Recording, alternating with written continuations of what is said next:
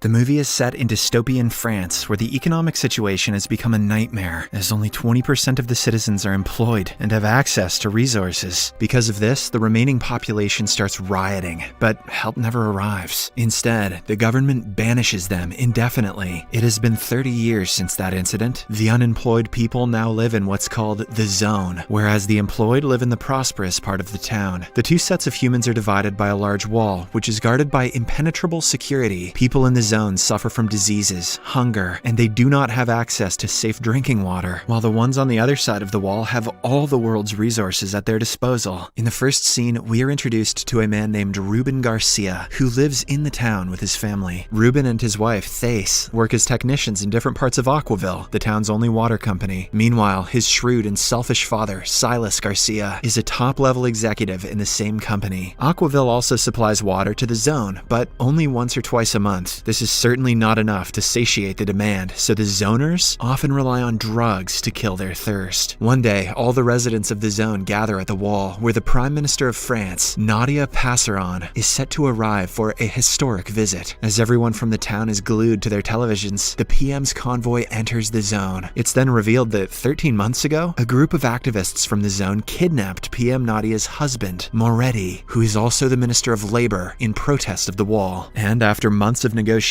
the two parties have finally reached a deal to free the minister. In her speech, PM Nadia claims that she hopes one day people of different social classes can live together in peace. She then announces that as the first step towards that goal, the activists will release Moretti, and in exchange, 10,000 unemployed zoners will be provided with jobs in the town under the Solidarity Job Program. The announcement stuns everyone inside and outside the wall. While the zoners are elated, the town residents are worried because they haven't interacted with the unemployed people for more than 30 years. Moreover, most people in town hold negative views about them because of hateful propaganda. Soon, Minister Moretti is released, and he returns home with his wife. It is then revealed that PM Nadia dislikes the zoners as much as the average town resident, and she only agreed to the deal because her husband's kidnapping caused an international stir. The World Bank also started threatening her government with sanctions if she continued to ignore the demands of the zoners. Meanwhile, at the wall, the zoners randomly selected for the program are called for an interview. Among them is a single mother, Izia, and her friend, Larkham. The interview is pretty intense, and people who are involved in drugs, trafficking, and gambling are swiftly rejected. At the same time, Izia's only child, Noah, is at a school where his class teacher, Robinson, is criticizing the current French system. He explains that one shouldn't have to work in order to exist with dignity in society. Noah opposes and says that work is liberating. He gives an example of his father, who won a lottery 13 years ago and used the prize money to move to South Europe, where he is happy living now. What does that have to do with work being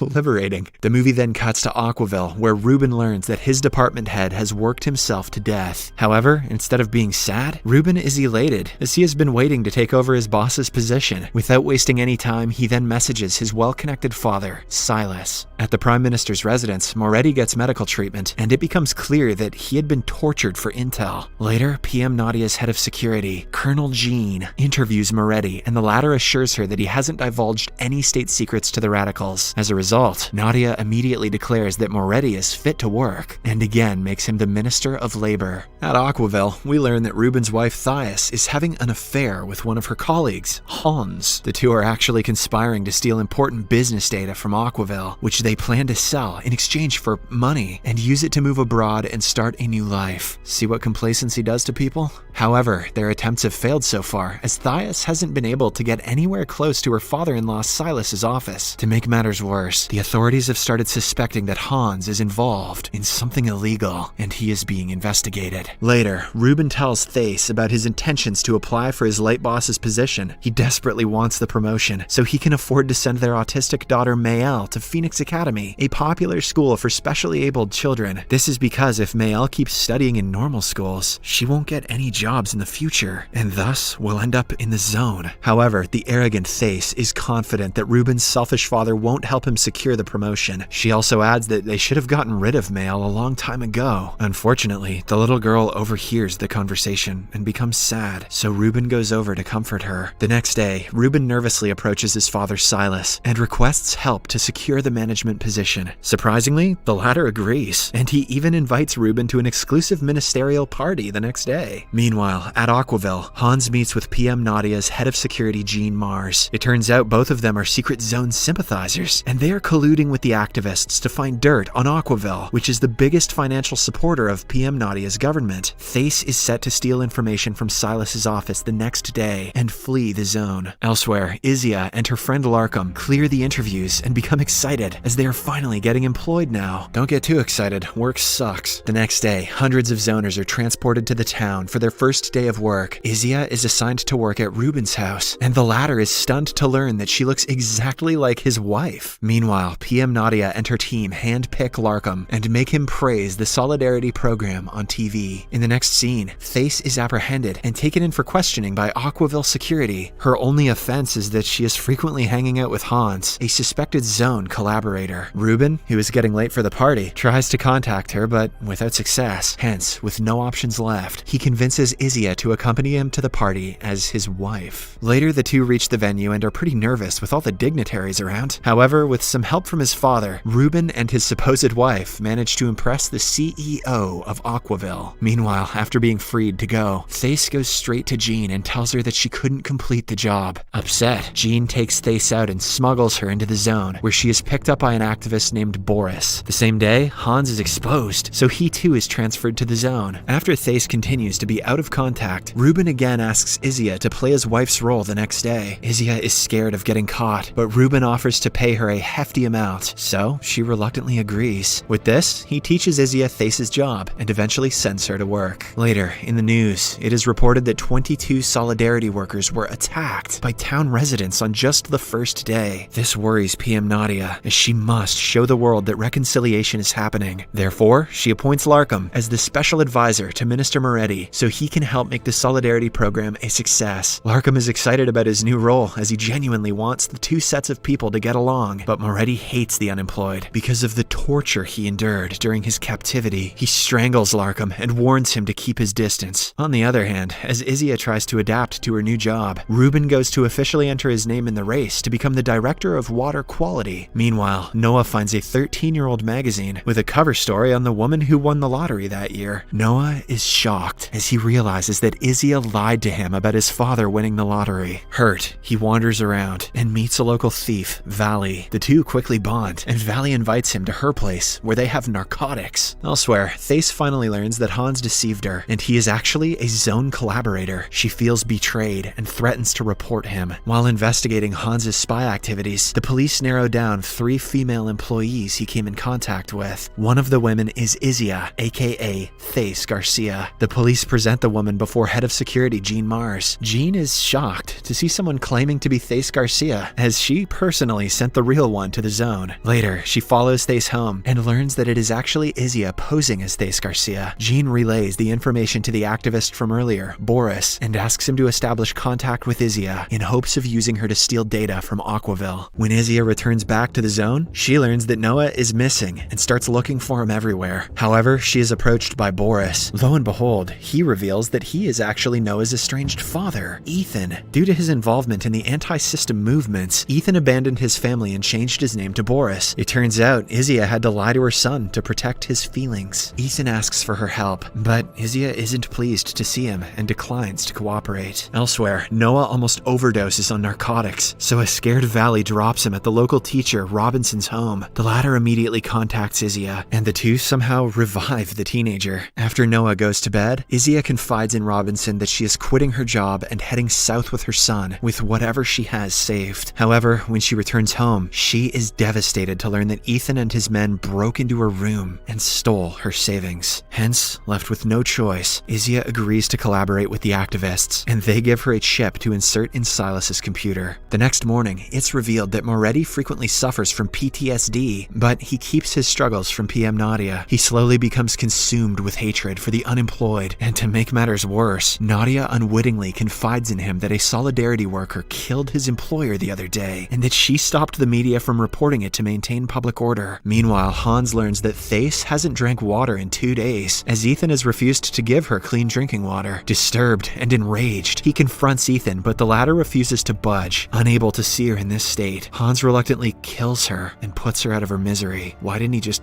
give her water. The same day, Ruben appears for a grueling interview, and as part of it, he is given the task of firing his former colleague. Meanwhile, Izia begins to get better at Thesa's job, and during the lunch break, she heads to Silas's office. But on her way there, she encounters the Aquaville CEO, Bartholome. The sadistic man cunningly invites her to his office, and then takes advantage of her in exchange for promoting Ruben. Later, a group of Solidarity workers run away from their homes and gather at a place to play football. This alarms the town residents as they are extreme workaholics who don't understand the concept of recreation. Afraid of another controversy, PM Nadia sends Larkham and Minister Moretti to speak with the workers. The latter runs away due to his PTSD, but fortunately, Larkham manages to send the workers back to their employers. On the other hand, Noah again hangs out with Valley, and the two sneak into the town via a secret tunnel. Unfortunately, they are soon spotted by the police, and Noah wanders deeper into the town while Valley runs back to the zone. Fearing for his life, Noah heads to Ruben's house, as his mother had once disclosed the directions to there. After work, Ruben and Izia also head back home, and the latter reveals how the CEO took advantage of her. Surprisingly, Ruben isn't fazed, as it is common in the town for wives to sacrifice their dignity for their husbands. This upsets Izia, and she accuses him of only caring about his promotion. When they reach home, they are stunned to find Noah inside. At this point, the town has also been put on high alert because of the infiltration. Izia is scared for her son's safety, so Ruben offers to drive him to the wall. On their way there, he apologizes to Izia for everything and reveals that he desperately wants the promotion so that he can afford to send his daughter to Phoenix Academy. Shortly after, when the mother-son duo return home, Noah accuses Izia of selling out at work. Puzzled and enraged, she slaps his ass and demands to know why he's been acting out lately. Noah finally confronts her about the lie, and she explains everything about how Ethan abandoned them because of his activism.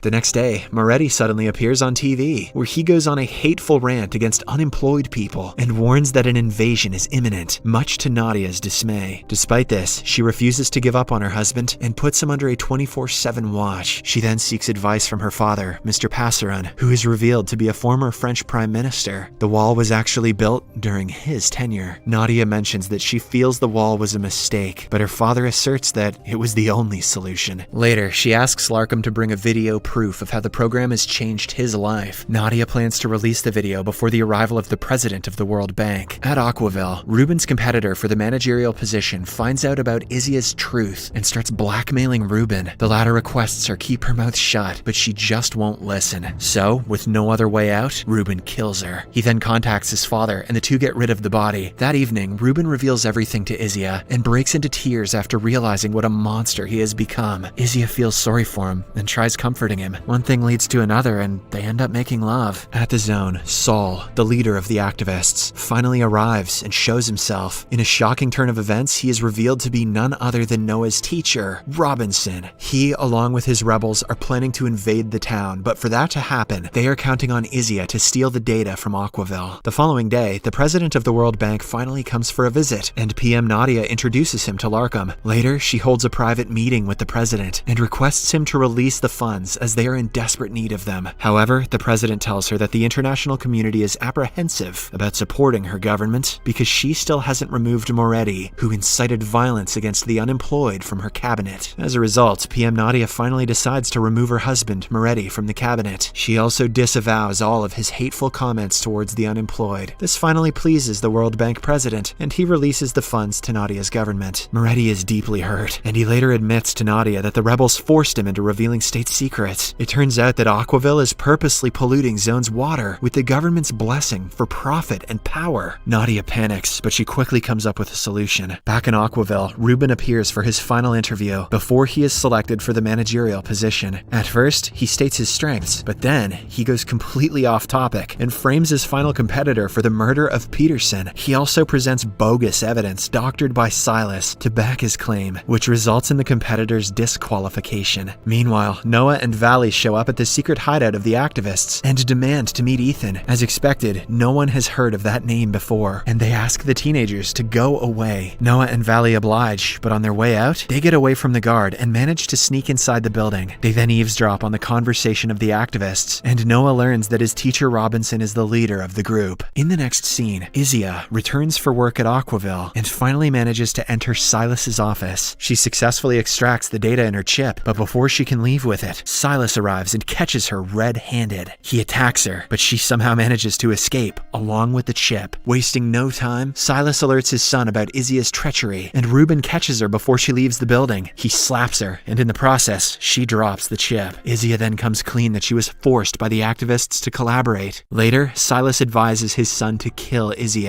but Ruben refuses, and instead decides to let her go. For all that she has done for him and his daughter, he even drives her to the wall. But before Izzy can cross over to the zone, she is caught by Silas's men. She is interrogated, and Silas finally learns that she was supposed to steal data from his computer and hand it over to someone. Silas is enraged by the revelation, but nonetheless, he also takes it as the perfect opportunity to capture the activists. He sends Izzy as bait to a rendezvous spot, and when Nadia's head of security Jean shows up, his men capture her. Meanwhile, Larkham is given a chance to permanently move to the town. He excitedly asks his wife to come with her, but she turns him down. This leads to an argument, and Larkham decides to move to the town by himself. A few hours later, he arrives at his new home, where he is ordered to meet Moretti. Shockingly, he finds the former minister floating in the pool, dead. Just as Larkham is trying to make sense of the situation, the Prime Minister's daughter Zoe appears and shoots him dead. Jeez. Later, Nadia finds out about the pamphlets and decides to go through with the last stage of her plan. She appears before the media and announces the murder of her husband, Monroe Moretti. She frames Larkham for the murder and explains that he was shot dead while trying to escape. Nadia then goes on a rant against the zoners, claiming that their hatred towards the unemployed people is reaching dangerous levels. Saying this, she declares the suspension of the Solidarity Work program. She also announces a mass raid on the zone to catch the activists. Amidst all of this, Silas briefs Aquaville CEO Bartholomew about the unfortunate events. On his orders, Jean is burned and tortured before being locked up with Izia. Silas and Bartholomew then meet Nadia and reveal that her head of security, Jean Mars, is actually working for the rebels. Later, grateful to Silas for stopping a major scandal, Bartholomew gives his son Ruben the promotion and also gets little Mael an admission into the Phoenix Academy. Meanwhile, Saul and the rebels learn that Izia and Jean have been caught. Worried for their safety, Hans insists on rescuing the two, but Saul refuses, saying he can't destroy the activist network by trying to rescue them. Noah and Valley overhear the conversation, and they are appalled to learn that the rebels are just as bad as the people they are opposing. Noah then vows to rescue his mother. In the next scene, Silas informs Ruben about his promotion, and the latter excitedly goes to Aquaville to accept his new position. However, there, he finds the chip that Izia had dropped earlier. He plays the chip and is taken aback to see the overwhelming proof of Aquaville poisoning the drinking water for profit and control. Appalled, Ruben decides to anonymously upload the information online and defect from the town for good. He then picks up his daughter and rushes to the wall to find Izia. The bombshell revelation spreads like wildfire, and Saul and the activists rejoice. On the other hand, Silas orders his IT team to trace the person who leaked the information. PM Nadia also panics and immediately comes before the media. She calls the whole leak a smear campaign and warns that strict actions will be taken against those responsible for it. Elsewhere, Ruben and Mael cross over the zone through the secret passage, where they encounter Noah and Valley preparing to enter the town. The two parties have a quick chat, and when Ruben learns that Izia has been arrested, he asks Noah to take care of Mael while he goes to rescue Izia. A while later, the rebels finally launch an invasion from multiple fronts, and Nadia's defense measures are easily overwhelmed. This is because many town residents have started opposing her, and many have already left their jobs. Hans and the others also enter the town to finish the mission. However, Ethan parts ways with them, and he goes to look for Izia. Ruben also shows up at Aquaville looking for Izia, and Silas realizes that his own son is behind the leak. When the two meet, an enraged Ruben holds his dad hostage and threatens him to reveal Izia's location. Unfortunately, at the same time, the police discover that he is behind the data leak and arrest him. Ruben is then locked up along with Izia. Nevertheless, he is happy to be reunited with her. Meanwhile, the war intensifies. The walls come down and thousands of zoners enter the town. Nadia, Zoe, and Bartholomew start smelling defeat, and it begins to worry them. At the PM's residence, Zoe breaks into tears and blames her mother for everything. She vows to join hands with the rebels and testify against her before storming out. On the other hand, the prison guards are ordered to shoot all prisoners. As one of them shoots Ruben, Ethan suddenly shows up and neutralizes the guard. He and his men take Izia and a wounded Ruben to safety. At the same time, Sol reaches the PM's residence and seemingly executes her behind closed doors. Just then, Zoe arrives and offers to help him manage the country. 3 days pass by. Ruben recovers in the hospital, and Izia reunites with her Noah. The latter finally meets his father, Ethan, but realizes that after so so many years apart, he is now just a stranger. Izia then tells Ruben that she wants to choose the third option and become his wife. Much to Ruben's joy, Noah also accepts the decision and he asks Vali to come live with his family, but Vali politely declines and parts ways with him. At a press conference, Sol finally announces the end of the discriminatory political system and the beginning of a new, equal, and better life. Spoken like a true politician. Later, he speaks to former PM Mr. Passaran, and shockingly, it's revealed that Sol is actually his son and Nadia's brother. He had thrown Sol out because of his political indifferences. In the final scene, as Mr. Passaran is berating his son, Nadia suddenly appears, and it turns out she has also joined forces with Sol, much to the old man's astonishment. Subscribe for more videos like this,